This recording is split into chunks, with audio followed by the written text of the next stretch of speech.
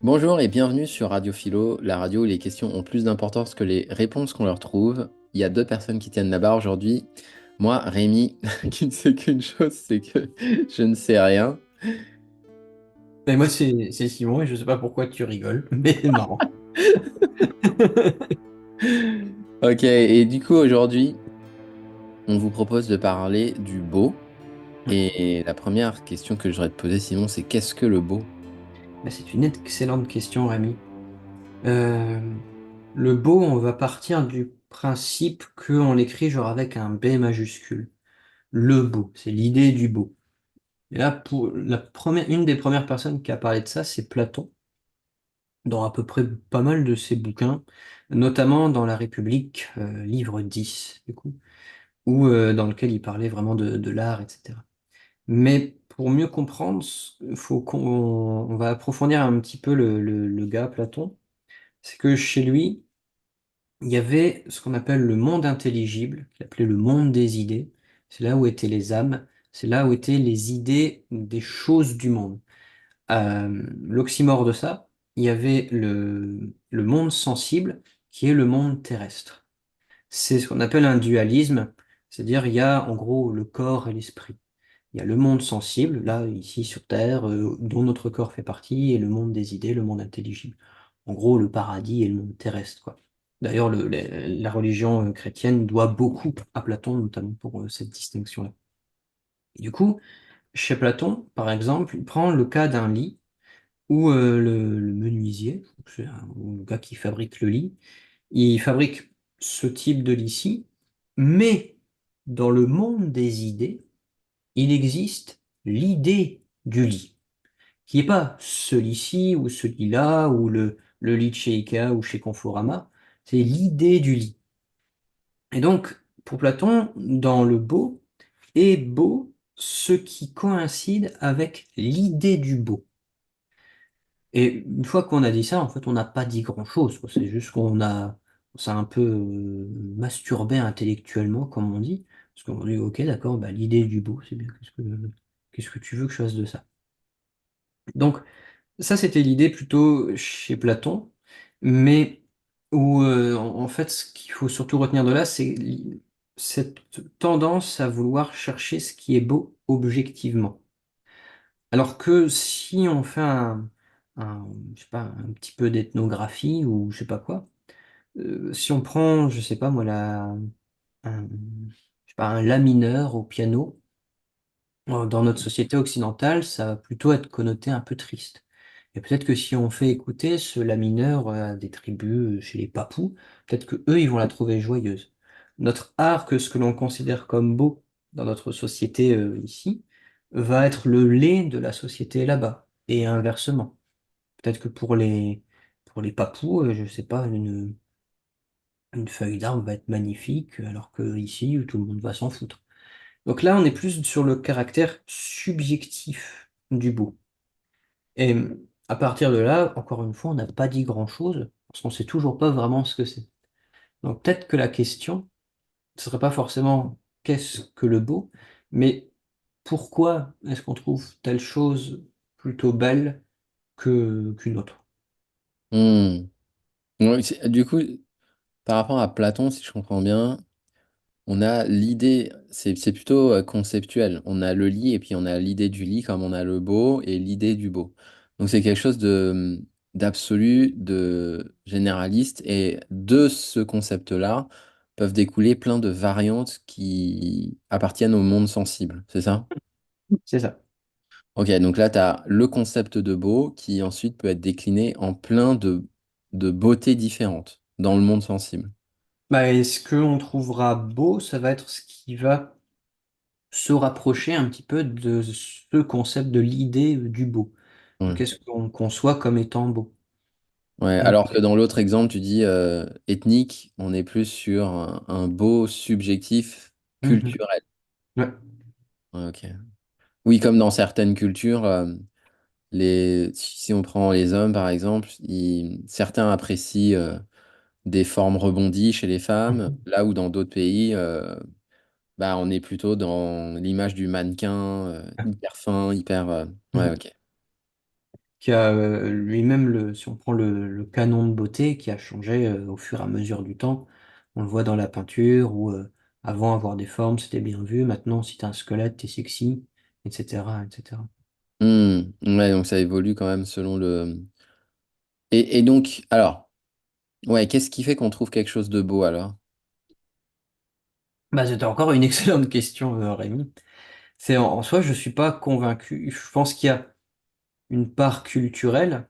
On nous a habitués à trouver ça joli ou trouver ça stylé, etc.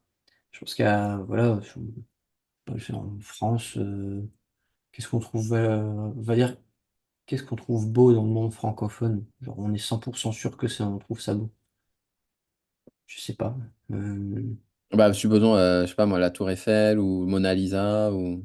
ouais, on va trouver ça trop stylé, etc. Et je sais pas, côté dans. Donc il y a une part culturelle on a. Bon, il y a un phénomène qui s'appelle l'acculturation. Et en gros, comme on baigne dans une certaine culture, par la simple présence au monde, elle s'imprègne en nous et on emmagasine les us et coutumes de notre culture, ce qui fait qu'on va trouver ça beau ou correct. Tu vois, par exemple, en France, c'est complètement inconcevable de mettre du coca dans son vin, parce qu'on a la culture du vin, etc. Alors que je crois qu'aux États-Unis ou au Portugal, c'est monnaie courante de faire ça. Ah ouais, mais c'est abusé. C'est inadmissible. Ah, ouais, inadmissible. La police du bon goût va passer par là. Donc je pense qu'il y a une part de culture, d'abord collective dans la société dans laquelle on vit. Mais après, je pense qu'il y a une part très de culture, mais plus dans l'éducation qu'on a reçue. Moi, je pense que j'ai entendu Stairway to Heaven de Led Zeppelin, je devais avoir 7 ans, et je l'ai entendu, et je la trouve trop stylée maintenant. C'est une chanson interdite, il faut pas la jouer, parce qu'on l'a trop entendue, du coup. Mais je pense que si mon père avait été plus fan de Johnny, je kifferais Johnny, quoi. Hmm. Donc il y a cette partie qui fait qu'on va trouver cette chose belle plus qu'une autre. Parce qu'il y a là une forme de vécu. Mais après, je pense que toute la subjectivité va plutôt être dans l'ordre émotionnel. On trouve telle chose belle parce qu'elle nous provoque telle ou telle émotion. Hmm. Ouais, donc ça, c'est quand même. Comment dire? Est-ce que c'est pas une question de statistique aussi à un moment donné, lorsque tu prends par exemple un acteur ou une actrice ou Miss France par exemple? Mhm. Est-ce qu'elle est belle parce que tu vois, ça serait quoi les critères? Parce que si statistiquement, là pour le coup c'est très statistique puisque c'est des votes de la part de la population qui disent je vote pour cette personne-là ou cette personne. Alors, il n'y a pas que ça, il y a aussi l'éloquence, il y a parce que dans le Mhm. beau finalement, est-ce qu'on on, on considère que c'est de l'apparence physique ou est-ce qu'il y a autre chose, le charisme, tu vois, la confiance en soi, tout ça, ça participe aussi au beau ou ça fait partie du beau?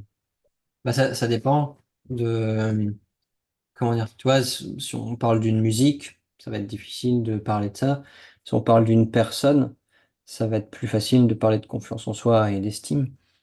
Tu vois, le beau ou l'art n'est pas peut-être laid. Tu vois, c'est quelqu'un qui arriverait à peindre, je sais pas, un cadavre en putréfaction. Il y a moyen qu'on puisse trouver ça beau par le fait d'avoir capté cette instance ou ce style. Hmm. Alors que très peu de personnes vont voir déjà, très peu de personnes vont voir des cadavres en putréfaction, je pense, tant mieux. Très peu de personnes s'exalteraient devant ça. Du coup, enfin, la question que je me pose, c'est est-ce qu'il y a une question statistique là-dedans? C'est si la majeure partie des gens trouvent ça beau, alors on peut considérer que c'est beau, auquel cas c'est plutôt une instance externe qui va définir la beauté ou pas d'une chose ou d'un sujet. Et d'autre part, euh, est-ce que la vie de chacun est, a le même poids? Parce que si par exemple, on considère que tu as une œuvre et tout le monde trouve que c'est pas beau, mais que Mhm. tu prends un grand, un grand juge d'art qui est hyper connu et le gars dit non, mais ça, c'est la plus belle chose qui ait été créée dans ce monde. Peut-être que enfin, son avis va avoir un poids qui va contrebalancer tous les autres avis négatifs. Enfin, tu vois, comment tu vois la chose, toi? Bah, par rapport à la statistique, je pense que ça fait partie de ce que j'appelais l'acculturation. C'est que si statistiquement plein de gens trouvent la nouvelle Miss France belle, je pense que c'est parce qu'elle répond aux critères de beauté du 21e siècle ou de notre époque en tout cas. Hmm. Si, mais le problème, c'est que, tu vois, si on devait juger la beauté d'une œuvre des statistiques, tu prends je sais pas, les chansons de Jul qui sont hyper streamées sur Spotify, on devrait se dire, ok, s'il y a, je sais pas combien de millions d'écoutes par mois, c'est que c'est beau. Et cependant, on a beau dire ça, moi, j'accroche pas, quoi. Et c'est pour ça qu'on parle beaucoup de normes de goût. On dit souvent des goûts et des couleurs, il ne faut pas en discuter. Mais il y a quand même, je pense, une norme du goût qui tient pas forcément du chiffre. Parce que si on prend, je sais pas, tu vois, il y a un compositeur qui s'appelle Pierre Boulez, je crois qu'il est mort, mais qui fait de la musique dodécaphonie, un truc inaudible. Vraiment, c'est très niché, quoi. C'est genre, tu fais ça. Oh, bravo, génial, c'est génial. Un truc comme ça, je caricature, mais c'est quasiment ça, je crois. Moi, je l'ai étudié au lycée, quand j'ai fait SP Musique. Notre prof, il écoute ça, il dit, regardez, c'est magnifique. Et nous, on était là, on faisait, bah non. Pourtant, lui, il kiffait à fond mon prof de musique, je sais plus son nom. Et donc, effectivement, il y a un peu du marketing, finalement, dans le beau, dans la mesure où je pense que est beau, ce qui est considéré, c'est la cible qui va peut-être considérer, du coup, une œuvre comme étant belle. C'est un petit peu ce que prônait Marcel Duchamp quand il a fait le fameux urinoir ou les ready-made. C'est que le beau, le critère du beau et le critère du lard, et le critère du lard, le critère de l'art n'était plus l'apanage de l'artiste, mais avant tout celui du regardeur. Hmm. C'est le regardeur qui, du coup, le spectateur aussi, qui transformait un objet qui avait aucune vocation artistique, un urinoir, en œuvre d'art, du coup. Et donc, sensiblement, en quelque chose de beau. Mais est-ce qu'une œuvre d'art est forcément belle? Est-ce que ce sont les mêmes critères? Je pense pas. Je pense que dans le beau, il y a le côté agréable à regarder aussi, qui plaît au sens. Du coup, on revient un petit peu au monde sensible. Mais dans l'idée du beau, si on revient à Platon, il y a quelque chose de plus intellectuel, quoi. C'est pour ça que souvent on dit que avoir du goût, enfin au sens d'être capable de faire un jugement de goût, Hmm. c'est pas, c'est surtout être capable de dire je n'aime pas. Parce que du coup, t'enlèves tout le fait de dire c'est moche, t'enlèves tout jugement. Tu vois, tu peux dire, je sais pas, un petit peu comme un plat. Je dis pas que c'est pas bon, je dis que je n'aime pas, par exemple. Donc ça sous-entend qu'on accepte le fait que autrui puisse trouver ça beau, puisse trouver ça bon, puisse trouver du plaisir dans quelque chose, et pas soi. Plutôt que mettre un jugement en disant c'est moche. Hmm. Est-ce que le contraire du beau, c'est forcément la laideur? Pas sûr. Ce serait le non beau, mais, mais c'est plutôt être capable de dire je n'aime pas. Hmm. Ouais, ok.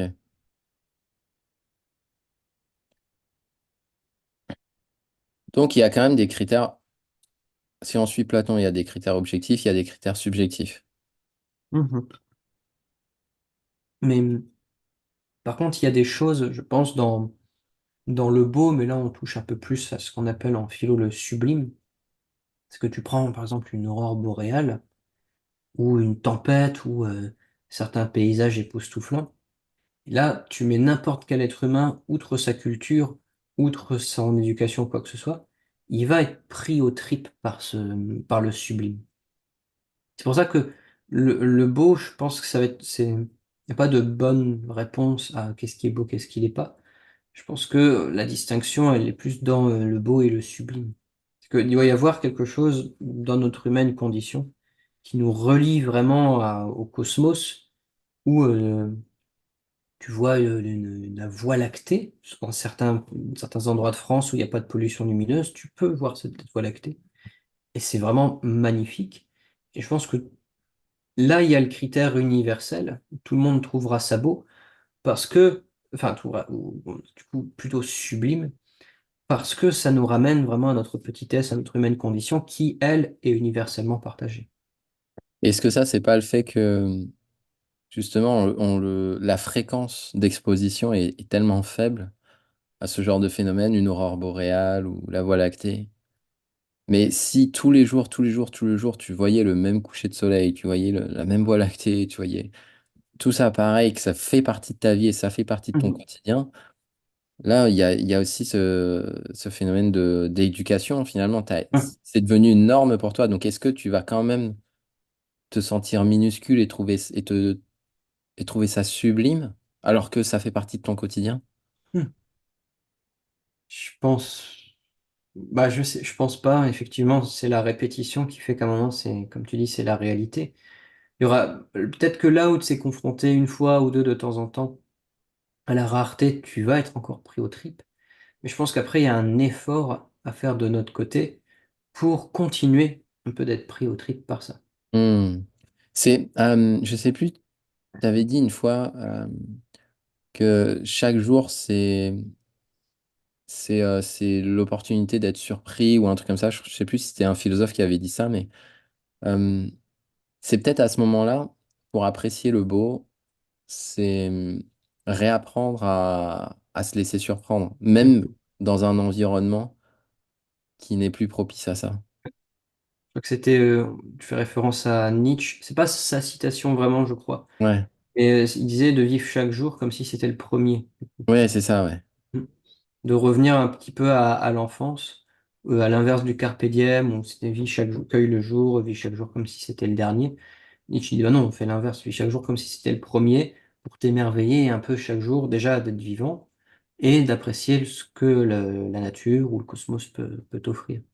Mais c'est pour ça que dans le beau, je vois pas comment il pourrait y avoir des critères vraiment objectifs du beau. Je pense que c'est surtout un effort de soi. Il y a aussi toute une éducation au regard, à l'appréciation et au goût. C'était Oscar Wilde qui disait on apprécie un beau coucher de soleil parce que Turner, William Turner le peintre, a peint un beau coucher de soleil. C'est-à-dire qu'il est possible que tu passes devant quelque chose chaque jour et que tu sois tellement pris dans le tumulte de ton quotidien que tu n'arrives pas à lever les yeux et apprécier la beauté. Il y a un peu ça aussi je sais pas si tu te souviens t'as vu le film Mary Poppins? Non. Non? Bah, franchement, il faudrait que tu le vois. Mais à un moment, il y a Mr. Banks, du coup, lui, il travaille à la banque et il passe chaque jour devant je sais pas, du coup, une église magnifique, en gros. Et comme il est pris dans son boulot, il fait jamais attention à l'environnement dans lequel il passe. Et à un moment, les deux enfants, ils vont retrouver leur père à son lieu de travail. Et du coup, il passe devant cette grande église et il dit, c'est vrai, mais tu te rends compte, il passe devant chaque jour, devant ce magnifique monument, mais quelle chance il a! Et en fait, non, parce qu'il ne s'en rend pas compte. Donc il y a aussi l'effort de prendre du recul, tu vois, se décentrer un petit peu de sa petite personne pour éduquer son regard au beau. Et je pense que ça s'apprend. C'est, je me moque beaucoup de Jul ou Slimane ou je sais pas quoi, la chanson, la variété française vraiment moche en fait. Pour le coup, j'aime pas du tout. Mais je pense que c'est parce qu'on a habitué les gens à écouter ça qu'on a la musique que la société veut. Et je pense que si j'en étais dans les années 60, il y a la même chose, hein. Les yéyés, c'est complètement con de tout copier sur les. Je pense que le Joule de 2024, il doit y avoir son équivalent dans les années 60 avec les Richard Anthony et compagnie, avec des chansons un peu à la con, mais que les gens apprécient. Hmm. Et dans l'expression la vie est belle, Mhm. est-ce que est-ce que c'est la même chose? Parce que en fait, j'ai l'impression que les gens peuvent dire ce genre d'expression que s'ils sont dans les bonnes dispositions pour le dire. Mhm. Il faut que tu sois en forme, faut pas que tu sois malade, faut que tu sois. Et là, faut que tu sois bien dans ta relation, dans ton job, un petit peu partout, tu vois. Et là, tu peux te dire, ouais, la vie est belle. Mhm. Et quand on dit ça, est-ce que c'est la beauté? Est-ce qu'on parle de la même beauté que celle dont on parle depuis le début? Et est-ce qu'il n'y a pas, tu vois, à ce moment-là, ça voudrait dire que, tu vois, si je suis sur mon lit d'hôpital, je suis malade, je suis souffrant et je vais peut-être pas forcément trouver beau quelque chose que j'aurais pu trouver beau si j'avais été rassasié, reposé et dans les bonnes conditions. Donc finalement, est-ce qu'il y a vraiment ce concept de beau absolu ou tu vois quand on dit la vie est belle, est-ce qu'on fait référence à cette beauté-là ou pas? Mhm. Je suis pas sûr, je pense que quand on dit que la vie est belle, je pense qu'on fait surtout référence à sa propre vie. Du coup. Je pense que la véritable, enfin, si on devait traduire l'expression, ce serait plus j'aime ma vie et j'aime vivre et je veux la revivre indéfiniment. Mais je me faisais cette réflexion là par rapport à la philo, c'est que c'est un luxe, je trouve, de pouvoir se questionner sur sa vie, sur son existence, la place dans l'univers, etc., etc. Mais à la place de quelqu'un comment dire, on avait un petit peu parlé dans un épisode sur, je sais plus quoi, on avait parlé de la survie, de la vie et puis l'accomplissement. Et moi, je sais pas si c'est de moi, mais j'avais écrit On philosophe mieux le ventre plein. Peut-être que je l'avais entendu, ou si c'est de moi, c'est tant mieux. Mais c'est que c'est le fait de dire, ok, c'est cool de s'intéresser sur le beau, mais il y aura toujours les besoins du corps qui doivent être assouvis avant de pouvoir s'intéresser aux besoins de l'esprit. Quelqu'un qui se pose la question, quelle est ma place dans l'univers, il a ce luxe de se la poser, là où le quidam va plutôt se poser la question, bah, de comment je vais finir ma fin de mois, comment je vais nourrir ma famille, est-ce que je vais encore vivre demain, parce qu'avec la maladie que j'ai, etc., etc. Donc je pense pas que ça exclut euh, le fait de pouvoir aimer vivre quand tout va mal. Je pense qu'il y a toujours quand même un petit moment où on peut quand même apprécier ça, avoir de la gratitude, mais c'est très difficile, je pense. Donc, pouvoir se dire la vie est belle, effectivement, il faut réunir les conditions qui rendent possible le fait d'apprécier sa vie. Mais c'est une question de perception aussi parce que il y a des gens, alors je sais plus où est-ce que j'avais entendu ça, mais qui vivent en Inde et qui sont dans des conditions de misère et qui pourtant ben, ils jouent, ils ont l'air joyeux, enfin ils ont l'air bien quoi. Et à Ah côté de oui? ça, tu as des gens qui ont tout ce qu'il faut pour subvenir à leurs besoins de base et qui sont déprimés. Mhm. Mhm. Mais, mais ouais, c'est pour ça que ça n'exclut pas, et ça n'exclut pas le bonheur que tu peux avoir en ayant peu de choses. Mais je suis pas convaincu que tu puisses t'interroger sur ta place dans le monde, qu'est-ce qui est beau, qu'est-ce qui ne l'est pas, etc. Si vraiment tu es dans une galère pas possible. Je pense Hmm. qu'en fait, ton corps va forcément te rappeler à l'ordre. Ce qui Hmm. n'empêche pas le fait d'être joyeux. Ouais, donc c'est une condition qui est nécessaire, mais qui n'est pas suffisante forcément. Mhm. De pouvoir subvenir à ses besoins de base.